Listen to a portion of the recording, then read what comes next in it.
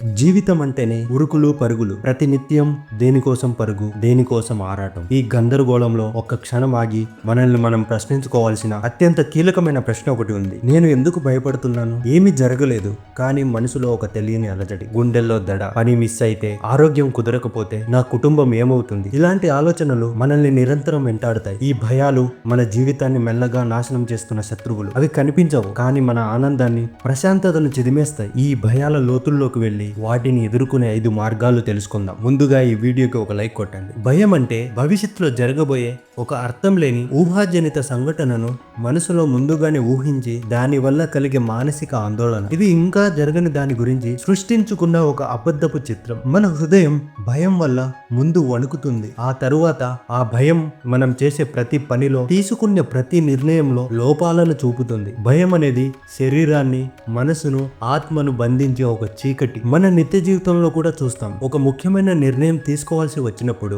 భయంతో తీసుకున్న నిర్ణయం దాదాపు నష్టాన్నే కలిగిస్తుంది. భయంతో జీవించడం అంటే భగవంతుడి ఆశ్రయాన్ని, ఆయనపై మనకున్న నమ్మకాన్ని మర్చిపోవడం. మనం భయపడుతున్నామంటే మనం ఒంటరిగా ఉన్నామని, మనకు రక్షణ లేదని మన అంతరాత్మ అనుకుంటుంది. కానీ నిజానికి మనం ఎప్పటికీ ఒంటరి కాము. భయానికి మూల కారణం ఏమిటో తెలుసా? హిందూ ధర్మం దీనికి లోతైన వివరణ ఇస్తుంది. భగవద్గీతలో శ్రీకృష్ణుడు అర్జునుడికి ఉపదేశిస్తూ అభయం సత్వ సంశుద్ధిహ అని చెప్పాడు. అంటే మంచి పనులు చేయడం వల్ల, మనసును శుభ్రపరచుకోవడం వల్ల భయం తొలగిపోతుంది. దీనికి విరుద్ధంగా మన భయాల వెనుక 2 ముఖ్యమైన కారణాలు ఉన్నాయి. మొదటిగా అజ్ఞానం. ఇది భయానికి ప్రధాన కారణం. మనం మన గురించి, సృష్టి గురించి, భగవంతుడి గురించి నిజమైన జ్ఞానాన్ని కలిగి లేనప్పుడు మనసు అజ్ఞానం వల్ల చీకటిలో ఉంటుంది. ఉదాహరణకు, చీకటిలో ఒక తాడును చూసి పాము అనుకోవడం అజ్ఞానమే కదా. నిజంగా అది తాడు అని తెలిసినప్పుడు మన భయం పోతుంది. అలాగే మన జీవితంలో జరిగే సంఘటనల వెనుక ఉన్న నిజాన్ని, వాటి తాత్కాలిక స్వభావాన్ని అర్థం చేసుకోలేకపోవడం వల్ల భయం పుడుతుంది.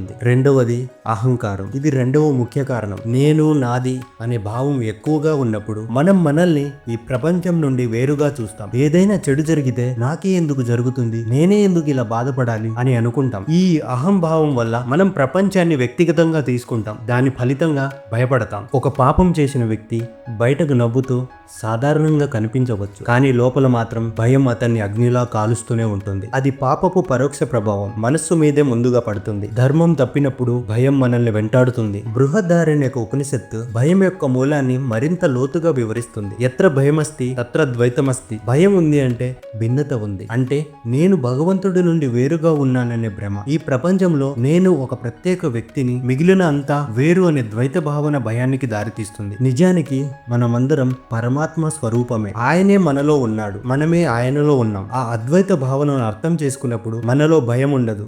ఎందుకంటే భయపడటానికి వేరొకటి లేదు, అంతా ఒక్కటే. నేను ఆయనే, ఆయనే నేను అనిపించే స్థితికి చేరుకున్నప్పుడు భయం లయమవుతుంది. అప్పుడు మరణం కూడా ఒక పరివర్తన మాత్రమే అని తెలుస్తుంది. భయపడాల్సిన అవసరం ఉండదు. భయానికి అతీతంగా ఎలా జీవించాలో పురాణాల్లో ప్రహ్లాదుడి కథ చక్కగా వివరిస్తుంది. చిన్న వయసులోని ప్రహ్లాదుడు తన తండ్రి హిరణ్యకశిపుడి క్రూరత్వాన్ని ధైర్యంగా ఎదిరించాడు. హిరణ్యకశిపుడు ప్రహ్లాదుడిని ఎన్నో రకాలుగా హింసించిన ప్రహ్లాదుడు ఏమాత్రం భయపడలేదు. ఎందుకంటే అతని హృదయం భగవంతుడి మీద ఉంది. విష్ణువు మీద అపారమైన, స్థిరమైన నమ్మకం ఉంది. తనకు హాని చేసే శక్తి ఈ సృష్టిలో దేనికి లేదని, భగవంతుడు ఎప్పుడు తనను రక్షిస్తాడని ప్రహ్లాదుడు సంపూర్ణంగా నమ్మాడు. అంత స్థిరమైన విశ్వాసం ఉన్నప్పుడు భయం అర్థరహితంగా మారుతుంది. భగవంతుడు మనతో ఉన్నాడని నమ్మకం మనకు అభయాన్ని ప్రసాదిస్తుంది. భయాన్ని జయించడం అసాధ్యం కాదు, కానీ దానికి క్రమబద్ధమైన అభ్యాసం, విశ్వాసం అవసరం. మన హిందూ ధర్మ గ్రంథాలు భయాన్ని జయించడానికి 5 ముఖ్యమైన మార్గాలు చెప్తున్నాయి. మొదటిగా నిత్య నామస్మరణ. భగవంతుని నామాన్ని నిరంతరం స్మరించడం వల్ల మనసు ప్రశాంతంగా మారుతుంది. భగవంతుని నామం ఒక రక్షా కవచంలా పనిచేసి మనలో కలిగే అవాంఛిత ఆలోచనలను, భయాలను దూరం చేస్తుంది. హరే రామ హరే కృష్ణ వంటి మహామంత్రాలు లేదా మీ ఇష్టదైవం నామాన్ని జపించడం వల్ల అంతర్గత శక్తి పెరుగుతుంది. రెండవది ధ్యానం. మనసును నియంత్రించడం. ధ్యానం వల్ల మనసును వర్తమానంలో ఉంచగలుగుతాం. భయం అనేది భవిష్యత్తు గురించి ఆలోచించడం వల్ల పుడుతుంది. ధ్యానం ద్వారా మనసును నియంత్రించి అశాంతమైన ఆలోచనలను తగ్గించుకోవచ్చు. రోజుకు కనీసం 10 నుండి 15 నిమిషాలు ధ్యానం చేయడం వల్ల మానసిక ప్రశాంతత లభిస్తుంది. మూడవది మంచి కర్మలు చేయడం. ధర్మబద్ధమైన, నిస్వార్థమైన కర్మలు చేయడం వల్ల మనసు నిర్మలంగా ఉంటుంది. పాపపు కర్మలు, అన్యాయమైన పనులు చేయడం వల్ల కలిగే అపరాధ భావం, భయం మనల్ని వెంటాడుతాయి. నిస్వార్థ సేవ, దయ, కరుణ వంటి మంచి పనులు చేయడం వల్ల మనసులో సానుకూలత పెరుగుతుంది, భయం తగ్గుతుంది. మంచివారితో ఉండటం, మంచివారితో, ఆధ్యాత్మిక చింత ఉన్న వారితో కలిసి ఉండటం చాలా ముఖ్యం. సానుకూల వాతావరణం భయాలను తగ్గించి ఆత్మవిశ్వాసం పెంచుతుంది. ఆధ్యాత్మిక చర్చలు జ్ఞానాన్ని పంచుకోవడం వల్ల మనసులో ఉన్న సందేహాలు, భయాలు తొలగిపోతాయి. 5వది గురువు దయ. సరైన ఆధ్యాత్మిక గురువు మార్గదర్శకత్వం భయాన్ని అధిగమించడంలో అత్యంత కీలకమైనది. గురువు జ్ఞానాన్ని, అనుభవాన్ని పంచుకుంటూ మనల్ని సరైన మార్గంలో నడిపిస్తారు. గురువుపై విశ్వాసం ఉంచడం వల్ల మనకు ఒక అండ దొరికిన భావన ఏర్పడి భయం తొలగిపోతుంది. భయాన్ని ప్రేమతో జయించాలి. భగవంతునిపై విశ్వాసంతో మోయాలి. నిజంగా భయం అనేది మనలో ప్రేమ లేకపోవడమే. మనం భగవంతుడిని